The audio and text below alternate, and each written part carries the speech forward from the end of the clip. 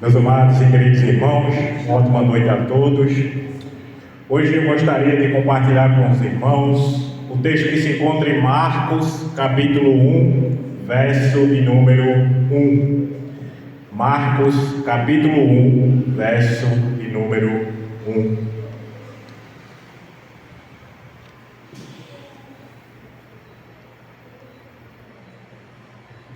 Hoje nós iremos falar sobre o Evangelho, as boas novas de Deus para a vida do mundo. Amém? E o texto se encontra em Marcos 1, verso 1.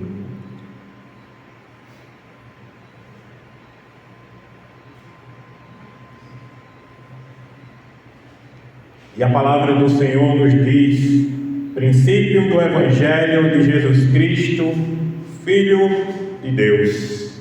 Amém? Princípio do Evangelho de Jesus Cristo, o Filho de Deus. Meus irmãos, se alguém batesse a sua porta hoje com um semblante urgente e dissesse que tem uma grande notícia, qual seria a sua reação? Em um mundo saturado, em um mundo cansado, em um mundo cheio de manchetes trágicas, em um mundo cheio de crises políticas, em um mundo cheio de colapso econômicos, um mundo cheio de desespero existencial, nós ainda somos capazes de nos maravilhar com uma boa notícia? Será que em meio a esse caos mundano, somos capazes de nos maravilhar com uma boa notícia? Essa é uma pergunta para a reflexão dos nossos corações. Ou será que os nossos ouvidos se tornaram anestesiados e céticos ao ponto de que não acreditamos mais na promessa da esperança? Nós vivemos nesse mundo caótico, nesse mundo pessimista, nesse mundo mau. Será que esse mundo não contaminou os nossos corações na esperança de Jesus Cristo? Será que perdemos também a esperança com esse mundo? Ou será que ainda temos esperança? Essa é outra coisa para as nossas vidas e os nossos corações. Mais do que isso, se um descrente na sua rua lhe perguntasse de forma simples e de forma direta o que significa a palavra Evangelho, qual seria a sua resposta? Ou você diria que é uma doutrina? Você diria que é uma religião? Você diria que é um estilo musical que toca nas rádios? Ou uma fórmula de nos livrar do caminho do inferno? Tragicamente, a palavra evangelho, do grego euangelion, perdeu o seu total significado, perdeu o seu impacto original em nossa sociedade. Tornou-se um termo técnico, um rótulo eclesiástico, ou um nicho de mercado, de venda. Mas para a igreja primitiva, onde Marcos estava escrevendo, esta palavra, ela carregava um peso enorme. Esta palavra, ela carregava um peso de uma reviravolta cósmica, uma reviravolta do mundo. Evangelho não é uma simples palavra. O euangelion, para os gregos, não era uma simples palavra, mas ela significava boas notícias e boas novas. Era essa a palavra que significava boas notícias e boas novas. Voltando para o que tinha falado, o quanto estamos vivendo em um mundo desesperado, em um mundo aflito, em um mundo triste, em um mundo que não tem mais esperança nenhuma, onde também a palavra Evangelho virou mercado. E não só substituir o nome Evangelho pelo nome Gospel. Hoje tudo se vende com o nome Gospel. é academia gospel, é spa gospel, é loja gospel. Tudo agora com gospel é como se fosse um semblante, como as pessoas que usam aquele semblante em seu peito, como os católicos, e dizem: é isso aqui, a nossa marca é o gospel, é o gospel. Mas o gospel tomou o termo evangelho e judiou, e simplesmente virou mercado, virou simplesmente uma patifaria, desculpe o termo, virou uma patifaria onde o mundo lá fora não nos conhece mais como evangélicos, mas sim como um bando de palhaços que vendem o evangelho. É assim que o mundo lá fora nos enxerga, infelizmente, porque as notícias que nos passam não são notícias boas, e o termo evangélico perdeu o seu real significado. Veja, essa semana mesmo, 2 notícias que já trazem uma desesperança aos nossos corações. Chega uma manchete e diz: pastora candidata a deputada federal é presa por agredir funcionário que estava levando as suas mudanças. Já vem um termo, pastora. A outra notícia: missionária é pega junto com o PCC em tráficos de drogas. Missionária é pega junto com o PCC em tráfico de drogas.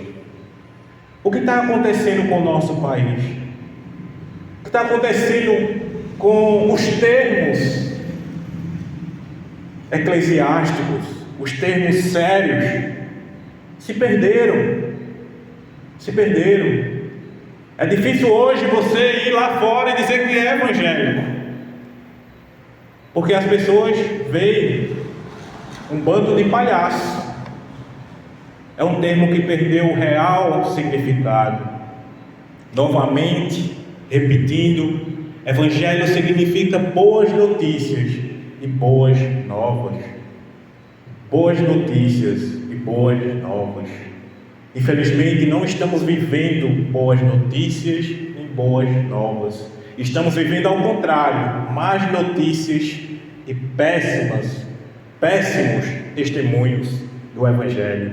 Péssimos, horríveis e horripilantes testemunhos de que seja o evangelho. Mais uma vez, o evangelho não é isso da TV, o evangelho não é isso lá fora, o evangelho não é que você vê na Universal, na Mundial, com Silas Malafaia, com Edir Macedo, com Valdomiro, qualquer que seja. Não é o evangelho de Cristo. Esses homens não propagam o evangelho, esses homens não conhecem o evangelho, esses homens são falsos mestres, são falsos profetas. Esses homens são aqueles que Paulo diz que seja considerado maldito, anátema.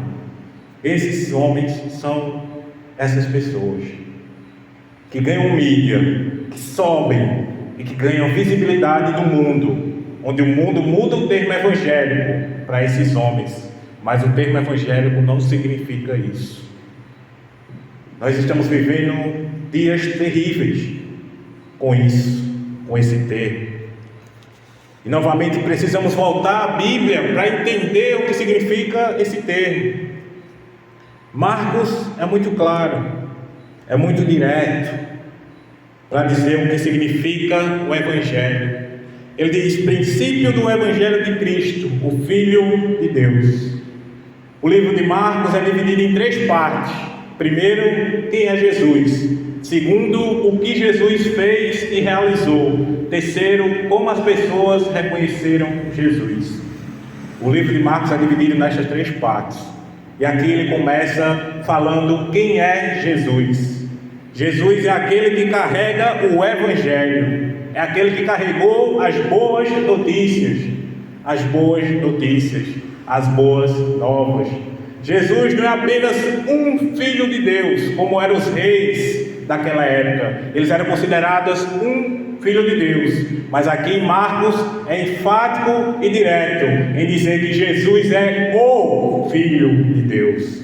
Jesus é o Filho de Deus. Jesus não é um Filho de Deus, Jesus é o Filho de Deus. É isso que Marcos queria passar. Se você acompanha jogos, e eu acredito que sim, nas Olimpíadas nós temos maratona. E Maratona era uma cidade que ficava próximo a Atenas, na Grécia. E tem algo importante e interessante a respeito do Evangelho nessa cidade. Veja comigo essa história que vou ler agora para vocês. O título dessa história é O Mensageiro de Maratona. No ano 490 a.C., os persas invadiram a Grécia e o destino de Atenas estava em jogo na planície de Maratona. Contra todas as probabilidades, os soldados gregos venceram a batalha. Um mensageiro chamado Filípides foi enviado correndo de Maratona até Atenas. Vou dar uma pausa aqui. Um mensageiro chamado Filípides foi enviado de Maratona até Atenas. Maratona é o que? Nas Olimpíadas? Corrida. Veio disso daqui. Filípides estava correndo para contar àquela cidade o que tinha acontecido. E depois de muito tempo, os Jogos Olímpicos, a maratona é essa corrida. Voltando novamente à história. Uma distância de aproximadamente 42 quilômetros, Filípides correu. Ele correu sem parar, exausto, movido apenas pelo peso da mensagem. Ao entrar na praça pública de Atenas, ele não trazia uma opinião, ele não trazia uma filosofia, ele não trazia um manual teológico.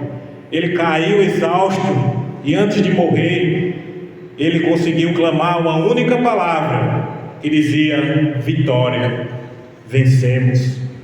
Isso era o Evangelho, era uma boa notícia que Filípides trazia. Uma notícia sobre um fato histórico consumado que mudava completamente a realidade jurídica, política e existencial de cada cidadão de Atenas. Eles não precisavam lutar, a batalha já havia sido vencida pelos outros. Eles apenas precisavam crer e viver na realidade daquela vitória. Venceram a guerra. Essa aí foi uma boa notícia. Isso também é um termo Evangelho que os gregos usavam. Trazendo para uma exposição teológica, nós, como cristãos, confessamos que o Evangelho não é um convite para que o homem ajude a Deus em nossa salvação. Não é. Nós não ajudamos a Deus na salvação.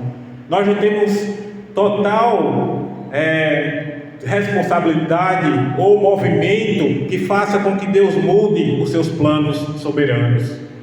O Evangelho é o anúncio de um fato consumado pelo Deus triuno na história: a vitória de Cristo na cruz e a ressurreição em favor dos seus eleitos. É isso que é o Evangelho. O Evangelho é a vitória de Cristo na cruz e a ressurreição em favor dos seus eleitos, eleitos de Deus. O homem não tem nenhuma participação em sua salvação, é a soberana vontade de Deus. Se você parar e ler Romanos 9, quando estiver em casa, você vai ver que a misericórdia não vem de homens, mas vem unicamente de Deus. Por isso não temos participação alguma na salvação, mas Deus é soberano sobre todas as coisas. Segundo ponto é sobre o antecedente histórico e profético do Antigo Testamento. Antes de Marcos escrever isso, tínhamos a Torá, que era o Pentateuco, os 5 livros: Gênesis, Números, Deuteronômio, Levítico e Gênesis, Número, Deuteronômio, Levítico e Êxodo. Êxodo, os 5 livros que tinham na Torá. E Marcos conhecia muito bem esses 5 livros. Ele conhecia muito bem a história de Israel antes de escrever sobre o Evangelho de Jesus Cristo. Para a gente compreender Marcos e o anúncio que ele traz, precisamos entender que o termo Boas Novas não nasceu no Novo Testamento.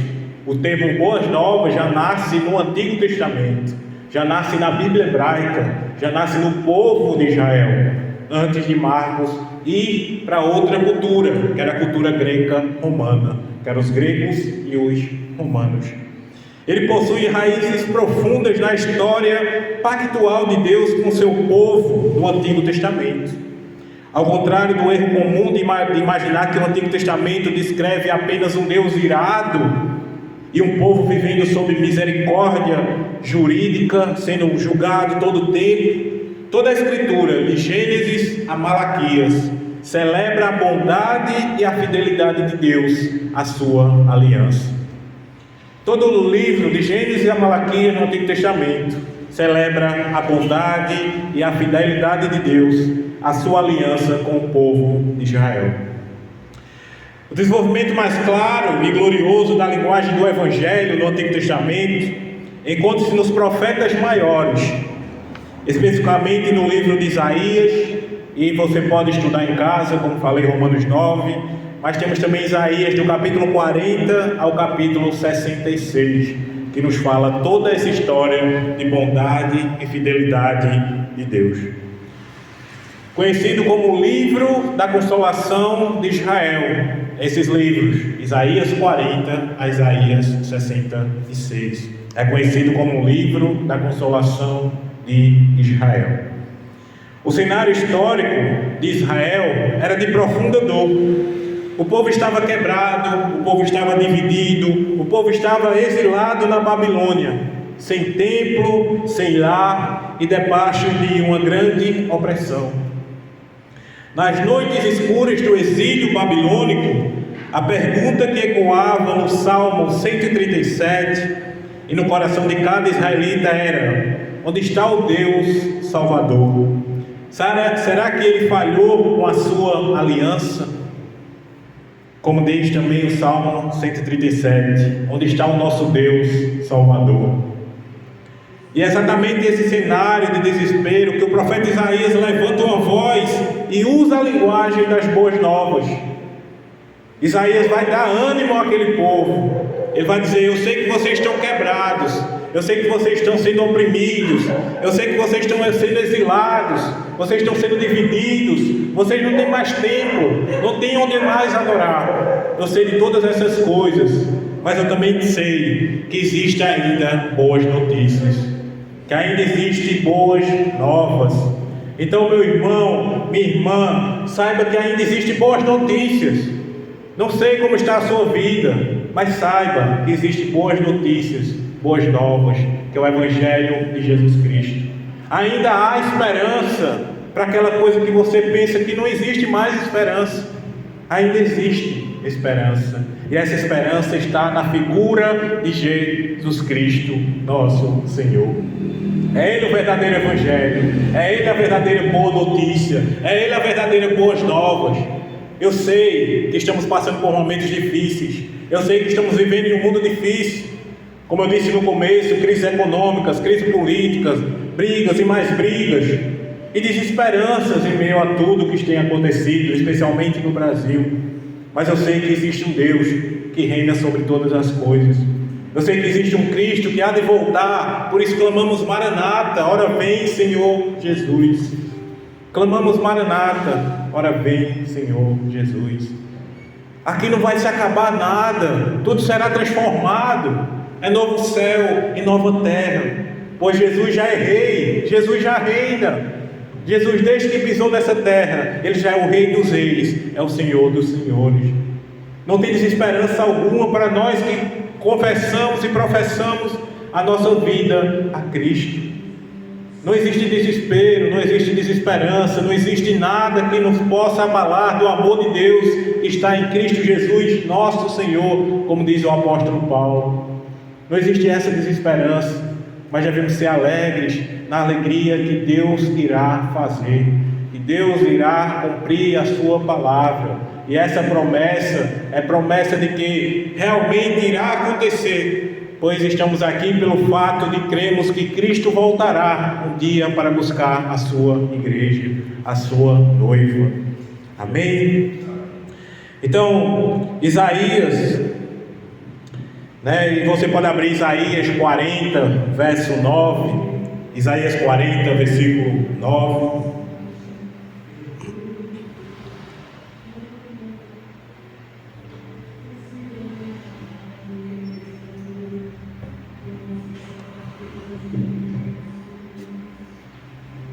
Se alguém achou, pode ler. Tu, ó Sião, que anuncias boas novas sobre a mundial, tu, ó Jerusalém, que anuncias boas novas, levanta a tua voz fortemente, levanta, não temas, diz a cidade de Judá, eis que está o vosso Deus, o vosso Deus. Aí, veja que Isaías apresenta uma visão de um mensageiro, um arauto que lê e envia a mensagem. Ele é enviado para anunciar um relatório especial ao exausto Israel. E a essência do anúncio não é uma exigência, mas é a proclamação: eis aqui está o vosso Deus, eis aqui está o vosso Deus.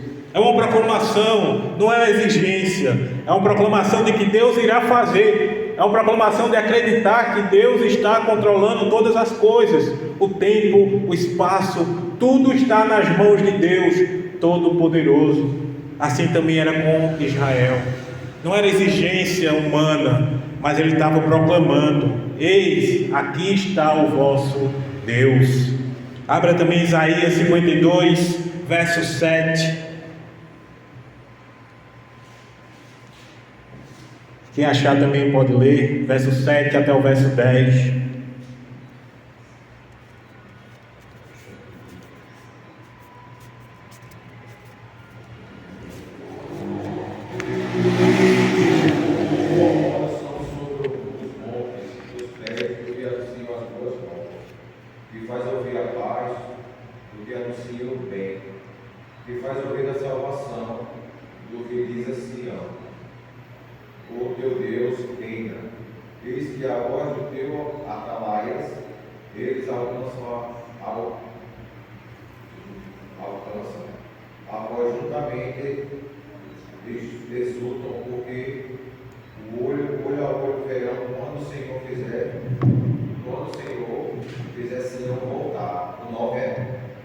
Até o 10.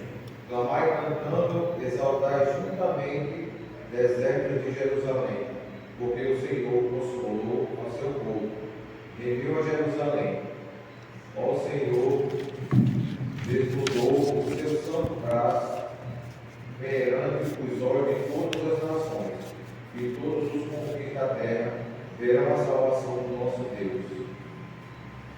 Então, nós vemos que o profeta exclama no começo: quão formosos são os pés dos que anunciam as boas novas, que faz ouvir a paz, que anuncia o bem e que faz ouvir a salvação, que diz a Sião: o teu Deus reina.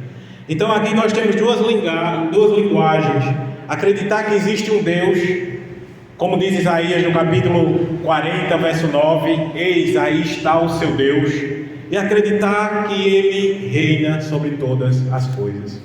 Não apenas acreditar que Deus existe, pois Tiago diz que os demônios também creem e estremecem, mas não é apenas acreditar, mas é ver que Deus age sobre todas as coisas.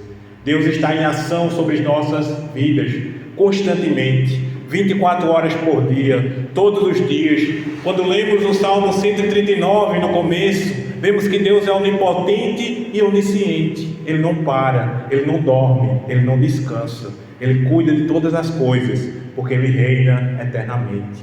É isso que Isaías está dizendo. Por mais que vocês estejam passando por opressão, por divisão, por não ter o seu templo, por não estar no seu lar, por estar em um cativeiro, um exílio babilônico, saiba que Deus ainda está reinando na vida do povo de Israel. Saiba que se sua vida está passando por tristezas, sofrimentos, luto, angústia, saiba que Deus ainda reina sobre sua vida. Crises econômicas, crises financeiras, o que é que seja, Deus ainda reina sobre a sua vida. Nada mudou, assim como Ele diz ao povo de Israel. Nada muda em nossas vidas. Deus ainda continua reinando. Deus ainda continua reinando e reinará eternamente. Mais uma história que irei trazer, e essa história é um pouco próxima a nós, é sobre o fim da Segunda Guerra Mundial. O fim da Segunda Guerra Mundial. Imagine uma pequena vila com a sociedade pequena, um povo pacato, um povo que não tinha direção às mídias, que não tinha direção a coisa alguma. Era uma vila pequena na Europa, e ela era ocupada durante os anos sombrios da Segunda Guerra Mundial, e foram anos de medo, foram bombardeios, foram racionamento de comida, eles não tinham direito à comida, era racionada, era X, e a opressão sobre os governos totalitários. O povo não tinha forças para se libertar por si mesmo. Então, numa manhã, o rádio, que existia um rádio clandestino, apenas aquele rádio, ele começa a chiar. E um rapaz, um arauto, ele anuncia: os aliados desembarcaram, as forças de libertação avançaram, o inimigo capitulou, a guerra acabou. Aquela pequena vila não contribuiu com um único soldado para a vitória, mas a vida de cada morador mudou completamente a partir daquele anúncio. Tudo acabou, a guerra acabou, o medo deu lugar à alegria, o cativeiro deu lugar à liberdade. O Evangelho em Isaías é igual a isso, é o resgate pactual de Deus com o povo de Israel.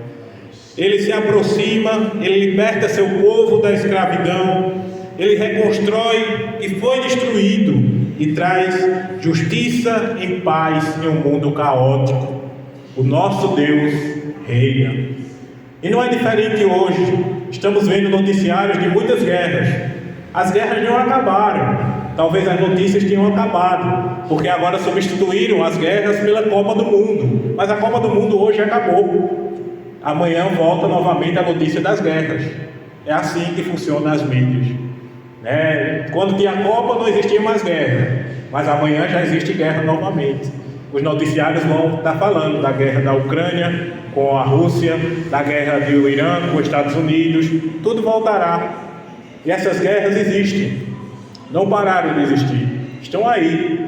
Nós vemos, como eu disse, estamos enfrentando crises econômicas devido a essas guerras, principalmente a guerra do Irã. O Irã é um grande fornecedor de gás e um grande fornecedor de petróleo, o que faz com que o morador tenha que pagar mais alto em seu gás devido a essa guerra.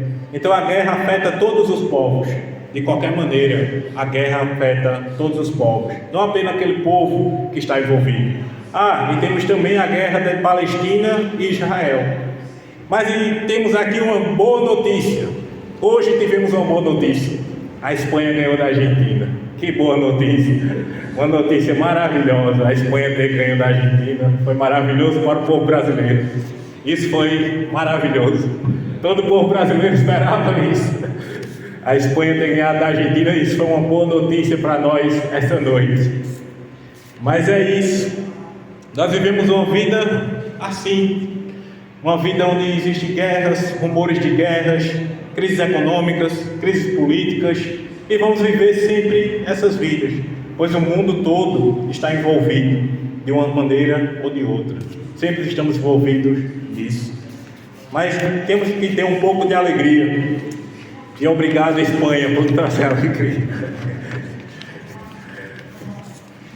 O terceiro ponto é sobre o Novo Testamento em Marcos, sobre o cumprimento histórico e a centralidade de Cristo Jesus, nosso Senhor.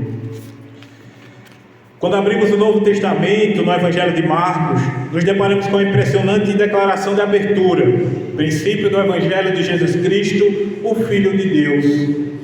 O termo euangélio é a terceira palavra da frase no original grego.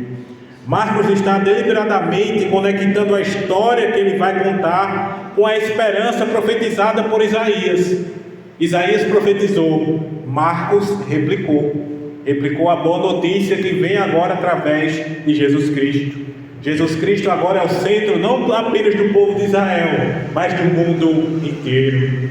Do mundo inteiro. Jesus é o centro do mundo inteiro, não apenas do povo de Israel. E o próprio Jesus nos mostra isso, especialmente no livro de João, quando ele vai até Samaria, encontra com a mulher samaritana, ele está indo até outros povos, ele está indo diante dessas questões. Como Paulo diz, ele foi até o outro povo para que vocês tivessem vergonha das suas próprias condutas. O povo de Israel tivesse vergonha, não voltasse ao Senhor, mas para que o Senhor fizesse essa vergonha ao povo de Israel, ele vai até o mundo todo, para que o povo de Israel possa voltar até ele diante disso. Então, Jesus agora vem para o mundo todo. É a profecia de Isaías, uma boa notícia para o mundo completo, para o mundo inteiro. O que Marcos quer dizer com a expressão no princípio? Nós vimos muito a palavra evangelho essa noite, mas o que Marcos quer dizer com o princípio? Princípio de quê? E esta expressão, ela serve como título e resumo de toda a obra de Jesus, mas ela carrega uma nuance maravilhosa. O princípio, ela carrega uma nuance maravilhosa. O Evangelho de Marcos, ele termina de uma forma surpreendente, no capítulo 16, no versículo 8. As mulheres, elas saem do sepulcro vazio, trêmulas e maravilhadas com o acontecimento. Marcos queria que os leitores entendessem que tudo que Jesus fez na terra, sua encarnação, sua obediência perfeita, sua morte expiatória e substitutiva e sua ressurreição, foi apenas o princípio. É isso que Marcos está dizendo. O princípio é que Jesus veio, encarnou, Jesus veio e obedeceu a Deus durante sua vida aqui nessa terra, o que é chamado também na teologia de justiça ativa. Jesus veio e morreu, mas não foi uma morte comum, foi uma morte expiatória, de expiar os pecados. O que é expiar os pecados? É apagar os nossos pecados, é não ter mais em observar os nossos pecados, mas apagar todos os nossos pecados. E substitutiva. O que é substitutiva? Substituir nós sabemos. Hoje temos o futebol. Quando entra o banco de reserva, ele é substituído pelo um titular. E o que substituiu? Nós substituímos, Jesus substituiu a maldição que era dada a nós. Nós, seres humanos, era que merecíamos a morte, mas Jesus substituiu e levou sobre si os nossos pecados. Os nossos pecados Jesus levou sobre si. Por isso, essa é uma justiça passiva, de passar. E a sua ressurreição. Esse é o princípio que Marcos traz da vida e história de Jesus. Esse é o princípio. O termo princípio em Marcos significa toda a história de Jesus, do seu começo, da encarnação até a sua ressurreição. A sua ressurreição é o cumprimento de que Ele é o Rei dos Reis e Senhor dos Senhores e reina eternamente. Então o Evangelho é o cumprimento do plano, do pacto, da redenção estabelecido na eternidade entre o Pai e o Filho. Jesus é o último Adão e o nosso cabeça de todas as coisas. Jesus é o nosso cabeça. Eu posso chamar de cabeça federal, porque ele substitui o primeiro Adão. Agora Jesus é o último Adão. Ele substitui o primeiro, que caiu em pecado e morte. Jesus agora é justiça e vida. Ele é o último Adão. E substitui o primeiro Adão. Quando Marcos aponta para o princípio, ele está declarando o início da nova criação. Já está declarando o início da nova criação. A ressurreição de Cristo é as primícias do plano soberano de Deus de restaurar e redimir não apenas indivíduos isolados, mas de subjugar todo mundo, todo o cosmo ao seu senhorio, transformando todas as coisas pelas boas novas. Tudo será transformado. É interessante esse ponto.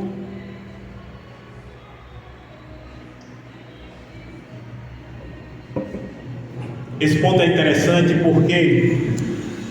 porque não é apenas a ressurreição, não é apenas que Jesus morreu e ressuscitou, apenas isso. Primeiro ponto, quando a gente vê a ressurreição, nós vemos que Jesus é uma pessoa diferente. Os seus discípulos não o conhecem. Os discípulos dele, Jesus fala entre eles e eles não sabem.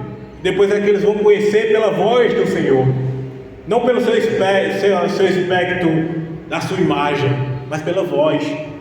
Tanto é que Tomé duvida que aquele era Jesus, e Jesus vai dizer: não, toca nos cravos das minhas mãos e veja que sou eu.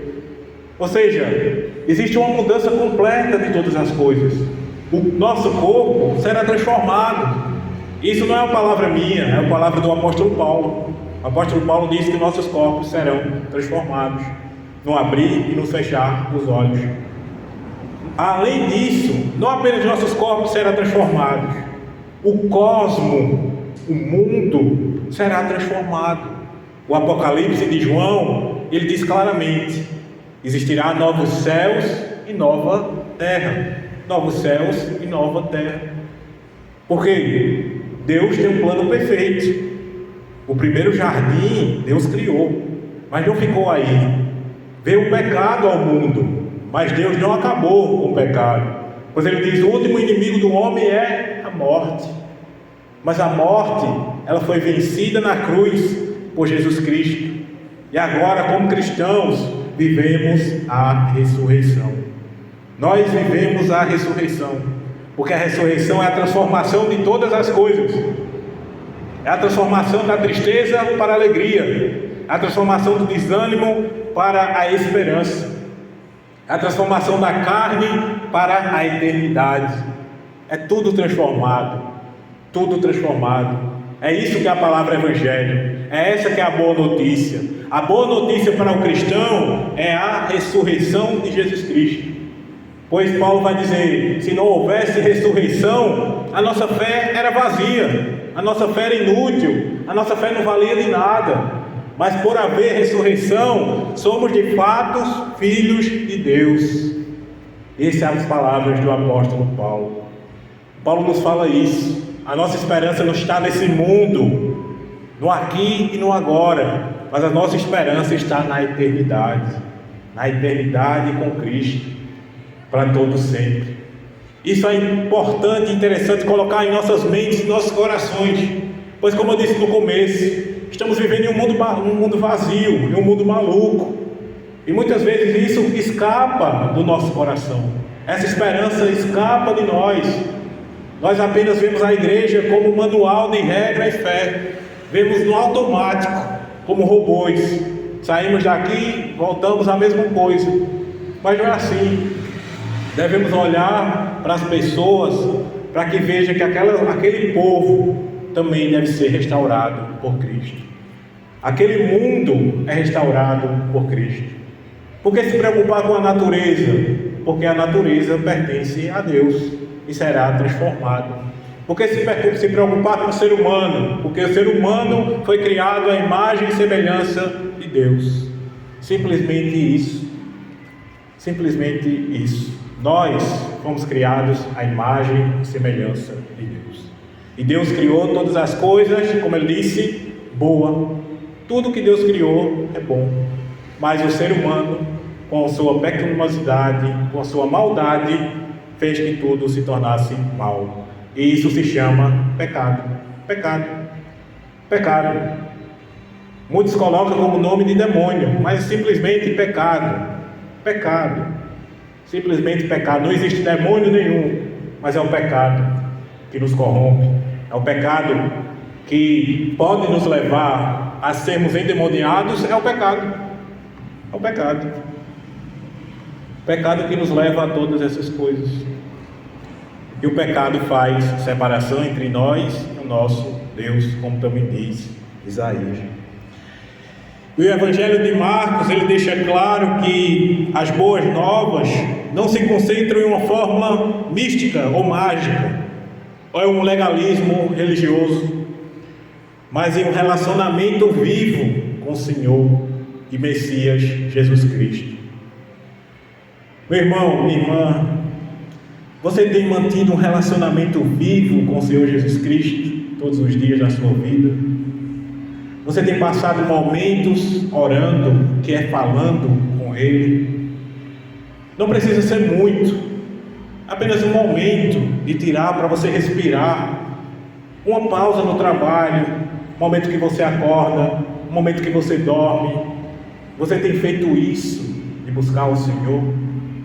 Pois a palavra do Senhor é perfeita e Ele diz: buscai o Senhor enquanto se pode achar, e invocai enquanto Ele está perto. Como eu disse, não sabemos o nosso dia de amanhã, nem o de hoje, nem o de daqui a pouco. Não sabemos o que irá acontecer conosco. Mas como anda a sua vida com Cristo? No relacionamento. Ser cristão é ter um relacionamento com Cristo, é ter intimidade com Cristo, é Ele saber as suas dores. Pois Ele mesmo diz, Mateus mesmo diz: lançai nosso jugo sobre Cristo, pois o jugo dele é suave e o fardo dele é leve. Ele não diz que veio chamar os sãos, mas sim os doentes. E nós estamos doentes pelo pecado. Estamos doentes todos os dias pelo pecado. E pecamos todos os dias. Pecamos todos os dias. Mas a gente sabe que quando temos relacionamento com Cristo, nós temos essa intimidade de pedir e de chamar a Deus de Pai, e de ir até Cristo para Ele perdoar os nossos pecados e sentir que fomos perdoados. Muitas vezes a desesperança está em não sentir mais que fomos perdoados, pois muitas vezes colocamos em nossas mentes que o pecado é maior do que o perdão de Cristo, mas não é. Claro que você vai pagar pelo seu pecado, que você planta o que você colhe, não muda. Se você plantou limão, você vai colher limão. Se você plantou melancia, vai colher melancia. Não muda. Mas saiba que você tem Jesus, a quem pode buscar, a quem Ele pode perdoar os seus pecados. É essas boas notícias, é essas boas novas. Por quê? Porque estávamos condenados ao inferno, estávamos condenados pelos nossos pecados, pelas nossas causas. O próprio apóstolo Paulo vai dizer que nós éramos filhos da ira, como também os demais. Éramos filhos da ira, éramos filhos das trevas, mas agora viemos para a luz, saímos das trevas para a luz, agora fazemos parte do reino da luz. E se somos luz, por que ainda vamos andar em trevas? Se somos luz, por que ainda vamos andar em trevas? Não, as trevas não são boas, as trevas são escuras, ainda continuam sendo escuras. E como disse o profeta, e como disse Davi, mais vale uma noite na casa do Senhor do que 1000 em outros lugares. Mais vale uma noite do que 1000 em outros lugares. Ele sabia o que estava dizendo, ele sabia o que estava vivendo, ele sabia de todas as coisas. Então, como ecoa o Evangelho, é a proclamação de que as promessas de Abraão de abençoar as nações, elas foram totalmente cumpridas na pessoa do Filho de Deus.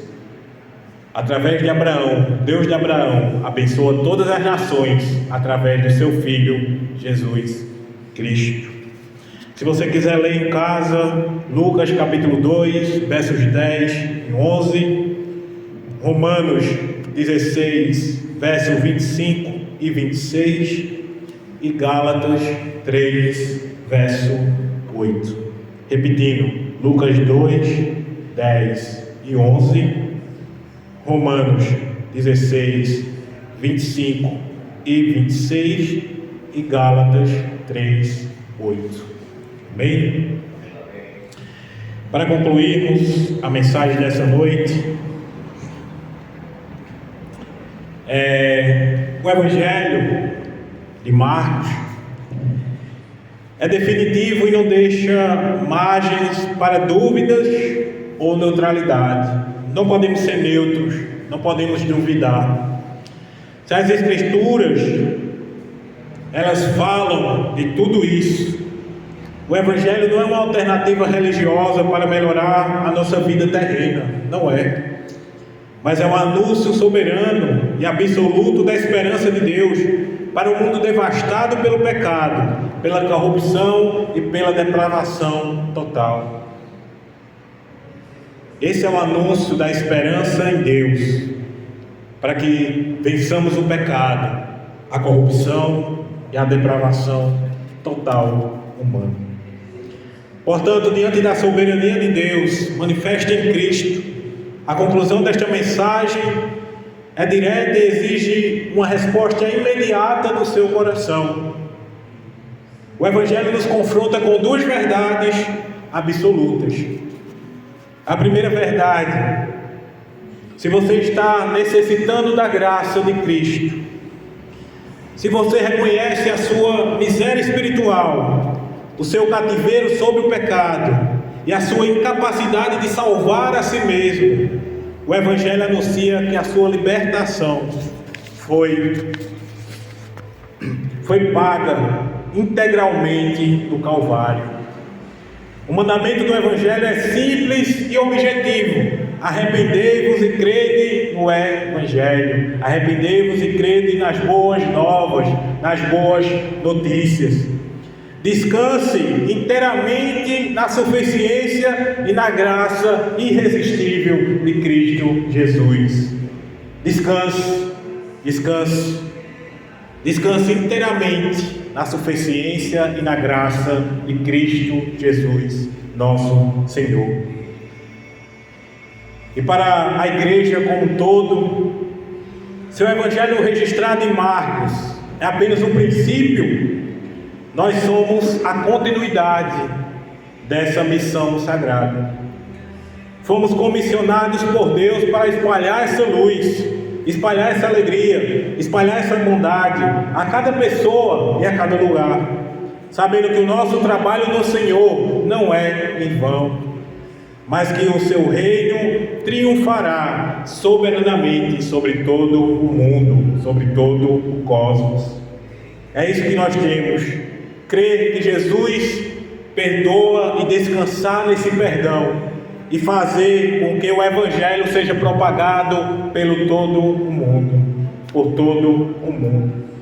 É isso que nós temos que fazer como igrejas do Senhor: colocar nossas mãos no arado e ver que tem muitos trabalhadores, mas a seara é grande e existem poucos trabalhadores.